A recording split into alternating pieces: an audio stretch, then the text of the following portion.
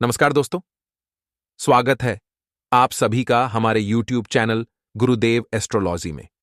तो तुला राशि वालों, हो जाओ सावधान क्योंकि पितृपक्ष की शुरुआत होने वाली है और पितृपक्ष के 16 दिनों में हमारे पितरों को यानी पूर्वजों को याद किया जाता है, उनके निमित्त दान किया जाता है।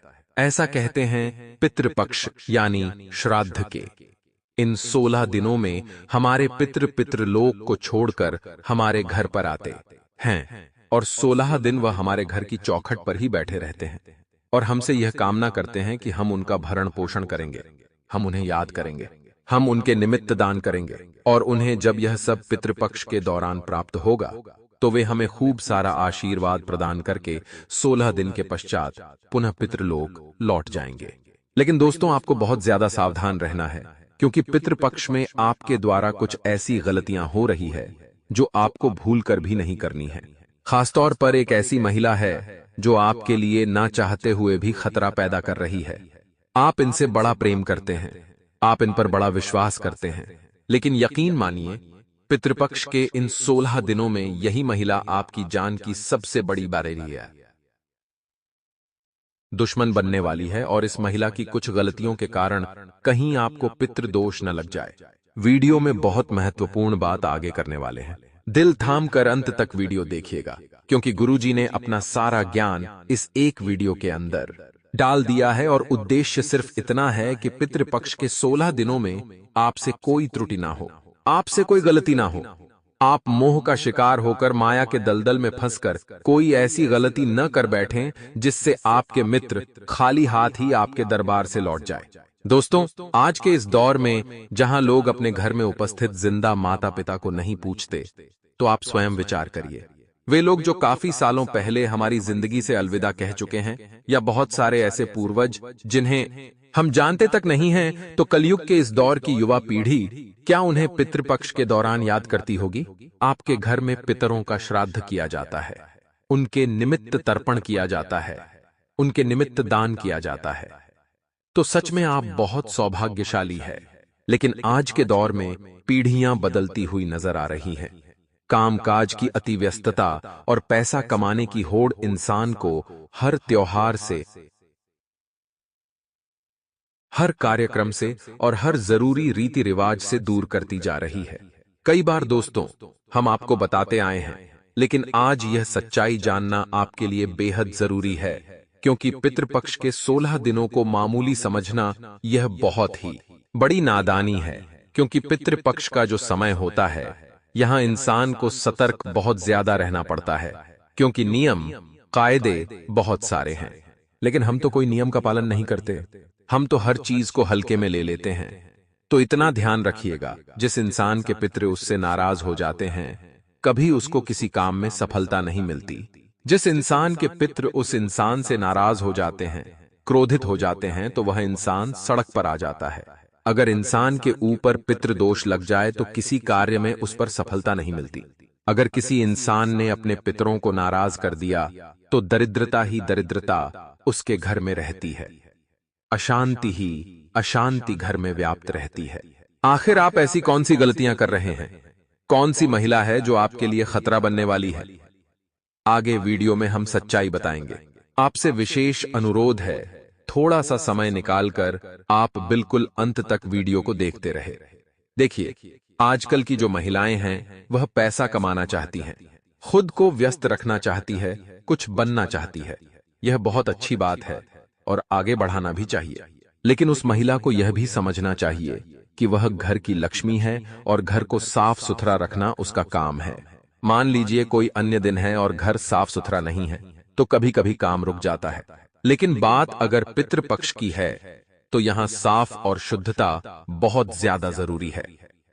पितृपक्ष के दौरान अगर आपके घर की महिला आपके घर को साफ नहीं रख रही, घर में झाड़ू पोंछा समय पर नहीं मार रही, आपके पितरों के निमित्त भोजन नहीं बना रही, तो यह समझ लीजिए जाने अनजाने में वह महिला आपकी जान की सबसे बड़ी दुश्मन बन रही है।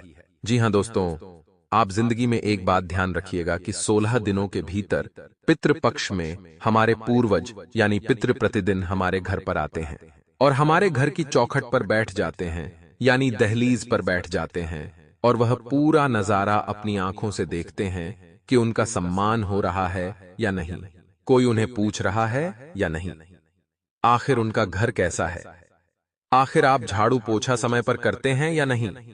अगर यह गलतियां लगातार करते रहेंगे तो ध्यान रखिएगा दोस्तों, आप पितरों के बहुत भयंकर दोष का शिकार बन जाएंगे। तो यह गलतियां तुरंत रोकनी है, खास तौर पर पितृपक्ष के 16 दिनों में। हिंदू धर्म में कई मान्यताएं हैं और उनमें से एक मान्यता है कि हमें अपने घर की पहली रोटी गौ ने माता को जरूर खिलानी चाहिए। और पितृपक्ष के 16 दिनों के दौरान इस बात का महत्व और ज्यादा बढ़ जाता है, क्योंकि दोस्तों पितृपक्ष में गौ माता को जो हम खाना खिलाते हैं हमारे पितरों के निमित्त, वह सीधा हमारे पितरों को प्राप्त होता है।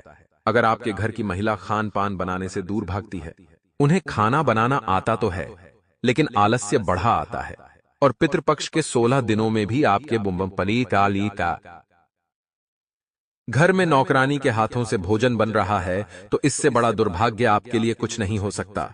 इतना ध्यान रखिएगा, पितृपक्ष के संपूर्ण 16 दिनों में आपको इस बात का खास ख्याल रखना है कि आपके घर की पहली रोटी केवल और केवल गौ माता के लिए बननी चाहिए और आपके घर की लक्ष्मी के हाथों बननी चाहिए। आपको इस गाय को जो पहली रोटी खिलानी है वह पितरों के नाम से खिलानी है, उनके निमित्त खिलानी है, और ऐसा आपको संपूर्ण 16 दिन करना है, वरना आपके पितृ आपसे नाराज भी हो सकते हैं। दोस्तों जीवन में हमेशा परिस्थितियां एक समान नहीं होती। कई बार हमारे अच्छे दिन आते हैं तो कई बार अचानक से पासा पलट जाता है और दुर्भाग्य चालू हो जाता है। इंसान कभी कभी तो मानसिक तौर पर खुश मिजाज रहता है तो सब पर अपना दिल लुटा देता है, लेकिन जब उसकी चिंता सताती है तो अत्यधिक गुस्सा हो जाता है, गाली गलौज करने लगता है, घर में क्लेश करने लगता है। तो पितृपक्ष के दौरान जरा ध्यान रखिएगा, आपके घर की जो महिला है अक्सर आप उनके ऊपर गुस्सा निकाल देते हैं। ऑफिस का सारा गुस्सा, व्यापार की सारी चिंता आप घर आकर घर की महिला पर निकाल देते हैं, और यह पितरों को बिल्कुल भी पसंद नहीं है कि आप घर की लक्ष्मी का अपमान करें। आप इस बात का खास ख्याल रखें। वैसे तो साल के 365 दिन हमें घर की महिला की इज्जत, सत्कार, सम्मान करना चाहिए, लेकिन पितृपक्ष के 16 दिनों में हमें भूलकर भी गाली गलौज नहीं करनी है, हमें भूलकर भी घर में क्लेश नहीं करना है। और आप इस बात का खास ख्याल रखें कि आपके घर की जो महिला है उनके अंदर भी यह समझ होनी चाहिए। कई बार महिलाओं की वाणी बहुत ज्यादा तीखी होती है, कई बार वे जब बोलती हैं तो मीठी वाणी में नहीं बोलती। किसी को रोटी खिलाती है तो ताने मार मार कर खिलाती है, किसी को कभी अपना नहीं समझती। तो ऐसी महिला पितृपक्ष के दौरान आपके लिए जानलेवा साबित हो सकती है। हम आपको यह वीडियो बहुत जरूरी तौर पर दिखा रहे हैं, आपको जो जानकारी दे रहे हैं वह आपके लिए बहुत फायदेमंद होने वाली है। यहां तक अगर आपने वीडियो को देखा है तो हमारा आपसे विनम्र अनुरोध है, थोड़ा सा समय हमारी खातिर और निकालिए और आज की वीडियो को बिल्कुल अंत तक देखिए। आज आपकी आंखें खुलने वाली है।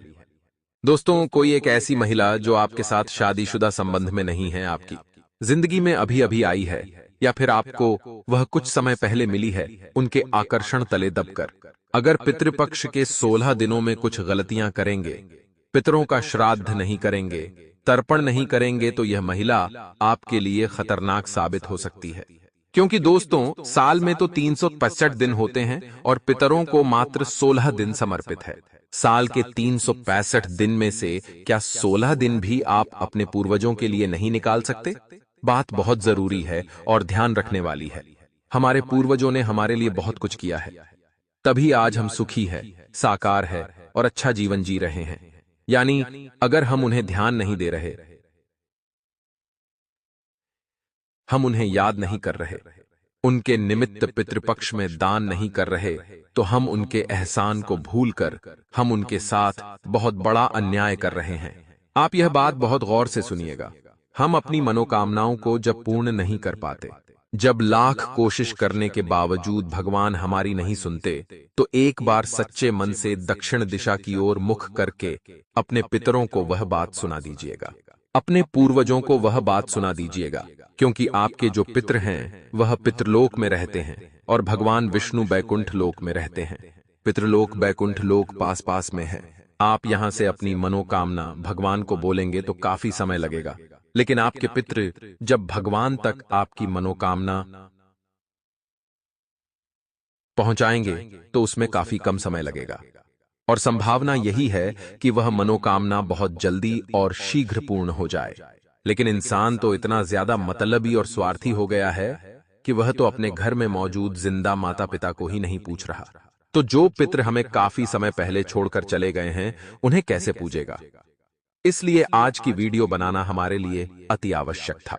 हम आपको आपके पितरों का महत्व समझाना चाहते हैं, घर की महिलाओं को समय रहते सावधान करना चाहते हैं। कई बार ऐसा होता है कि आपके घर में शाम के समय झाड़ू लगाई जाती है। यह बहुत बड़ी मूर्खता है। मान लीजिए आप काम करके आते हैं, शाम के समय ही आप फ्री रहते हैं तो आप झाड़ू लगाइए, लेकिन घर का कचरा बाहर मत फेंकिए। शाम के समय झाड़ू लगाकर जो इंसान अपने घर का कचरा बाहर फेंक देता है, उसके घर की सारी सुख शांति समृद्धि उस कचरे के साथ बाहर चली जाती है। इतना ध्यान रखिएगा। साथ ही दोस्तों, जब पितृपक्ष का समय होता है तो लोग काला जादू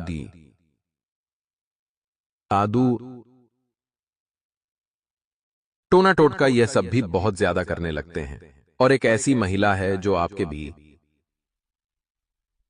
आस पड़ोस में रहती है, आपको अपना दुश्मन मानती है, जो आपकी रिश्तेदार भी हो सकती है, खून का रिश्ता भी हो सकता है।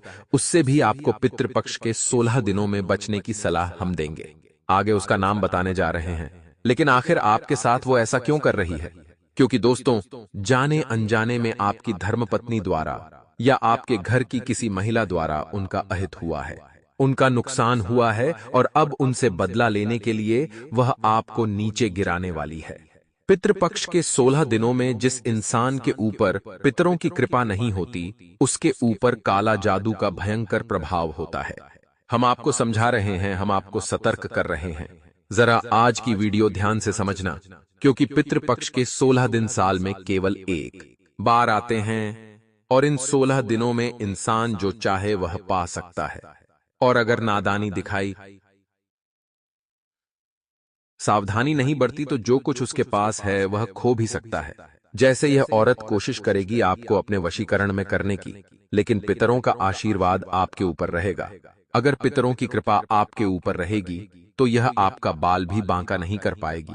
लेकिन आप पितरों का अपमान करेंगे, श्राद्ध के दौरान उन्हें याद नहीं करेंगे, उनके निमित्त दान नहीं करेंगे, तो सीधी और सामान्य सी बात है, आपके पितर आपसे नाराज रहेंगे और यकीनन तांत्रिक क्रिया का काला जादू का भयंकर असर आपके ऊपर पड़ सकता है। उस औरत का नाम हम आपको बताने जा रहे हैं, ध्यान से सुनिए। उनका नाम गी बमचैमखानी अक्षर से शुरू होता है, अंग्रेजी के जी अक्षर से, जो पितृपक्ष के दौरान आपकी जान लेने वाली है। समय रहते सावधान हो गए तो माफी औरत मांगेगी और आपके सारे दुख कष्ट दूर हो जाएंगे। अब दोस्तों, एक महत्वपूर्ण जानकारी हम आपको देना चाहते हैं। कई बार नादानीवश पितृपक्ष में हम कुछ चीजें खरीद लेते हैं या कुछ कार्य कर लेते हैं जो हमें नहीं करना चाहिए। आखिर वह क्या क्या है, जरा ध्यान दीजिएगा, वरना जाने अनजाने में आप बहुत बड़ा पाप कर्म कर देंगे। सबसे बड़ी गलती जो लोग करते हैं वह है मांस मदिरा का सेवन। देखिए, ज्योतिषाचार्य बताते हैं कि पितृपक्ष के दौरान भूलकर भी तामसिक भोजन और मदिरापान नहीं करना चाहिए। आपके पितृ इससे नाराज हो सकते हैं। आप एक बात सोचिए, आपके घर में आपके पिताजी मौजूद है और आप उनके सामने शराब का सेवन कर रहे हैं, तो क्या आपके पिताजी आपसे प्रसन्न रहेंगे? सीधी सी बात है, वे आपको डांट लगाएंगे। हो सकता है वह आप पर हाथ उठा दे, आपको घर से निकाल दे, क्योंकि बड़ों के सामने हमें मान मर्यादाओं का पालन करना पड़ता है। उसी प्रकार 16 दिन में आपके पितृ भी आपके घर पर ही मौजूद रहते हैं। अगर उन 16 दिनों में आप मांस मदिरा का सेवन उनके सामने करेंगे तो वे भी आपसे नाराज होंगे और हो सकता है उनका श्राप आपको लग जाए, पितृदोष आपको लग जाए। संभल कर रहिएगा, इन 16 दिनों में बिल्कुल भी यह गलती आपको नहीं करनी है। इसी के साथ साथ बहुत सारे लोग कहते हैं हम तो काम धंधे वाले लोग हैं और श्राद्ध करने का समय हमारे पास नहीं है। हाँ, थोड़ा बहुत समय रात को मिलता है, हम उसे समय में श्राद्ध कर देंगे, तो इतना ध्यान रखिए। पितृपक्ष में जो श्राद्ध किया जाता है, पितरों के निमित्त जो तर्पण किया जाता है, वह सूर्य की रोशनी रहते ही किया जाता है। जो भी दान आप कर रहे हैं वह कभी भी करिए, लेकिन पितरों का तर्पण आप सूरज की रोशनी में करें, वरना इसका प्रभाव और ज्यादा बुरा हो जाता है। साथ ही साथ अगर आप नए घर का निर्माण करना चाहते हैं तो पितृपक्ष के दौरान ना करें, क्योंकि दोस्तों कुछ शुभ और मांगलिक कार्य पितृपक्ष के दौरान करने की मनाही होती है, जैसे कि नए घर का निर्माण कराना, मुंडन कराना, सगाई कराना, जनेऊ करवाना, गृह प्रवेश कराना।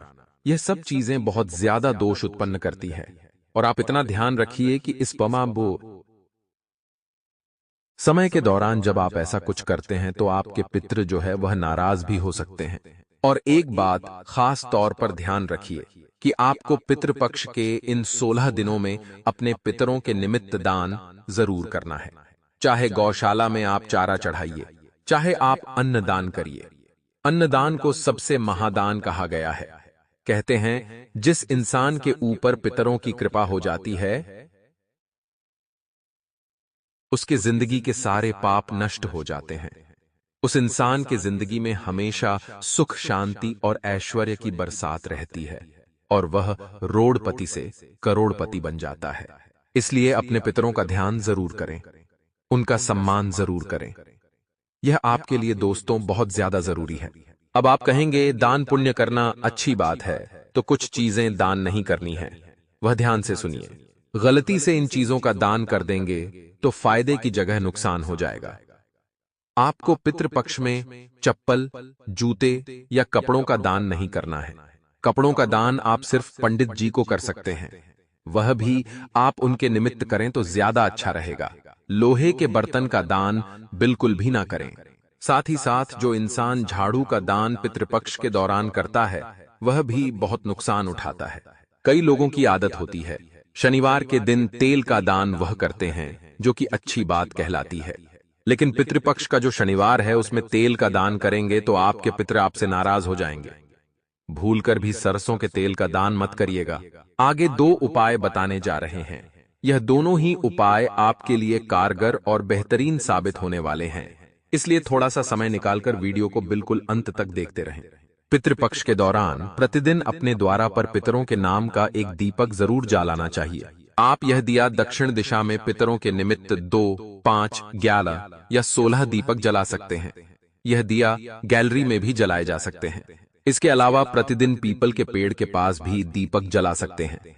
पक्षियों के लिए बाजरा के दाने छत पर डालना चाहिए। ऐसा करने से न केवल पुण्य की प्राप्ति होती है बल्कि घर परिवार में शांति बनी रहती है।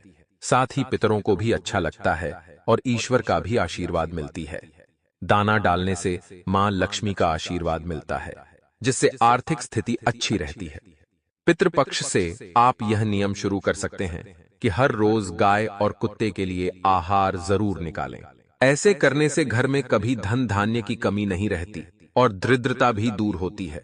साथ ही कुंडली में मौजूद पितृदोष भी खत्म होता है। दोस्तों, जरूरतमंद लोगों की मदद के लिए भी आप आगे आएंगे। किसी इंसान की मदद आपको भी करनी पड़ सकती है, किसी जीव जंतु की मदद भी करनी पड़ सकती है।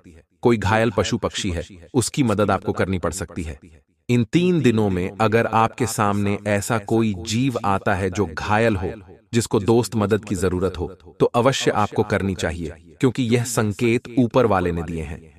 अगर आपके सामने कोई आ रहा है घायल, तो दोस्तों ऊपर से पहले से ही डन हो चुका है। अगर आपके सामने आया है तो आपको उसकी मदद जरूर करनी चाहिए। अन्यथा दोस्तों ध्यान रखिए कि यह सब कर्मों का बंधन है।